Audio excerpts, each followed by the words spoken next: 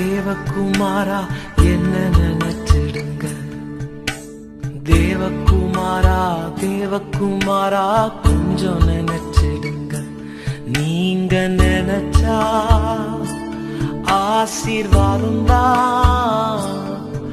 என்ன மறந்தா எங்கே போவேன்னா, நீங்க நினைச்சா ஆசீர்வாதம் தான். என்ன மறந்தா எங்கே போவேன்னா, தேவகுமாரா தேவகுமாரா என்ன நினைச்சிடுங்க. தேவகுமாரா தேவகுமாரா கொஞ்சம் நினைச்சிடுங்க. உடைந்த பாத்திரம் தான், அது உமக்கே தெரியும். தேவன் பயன்படுத்த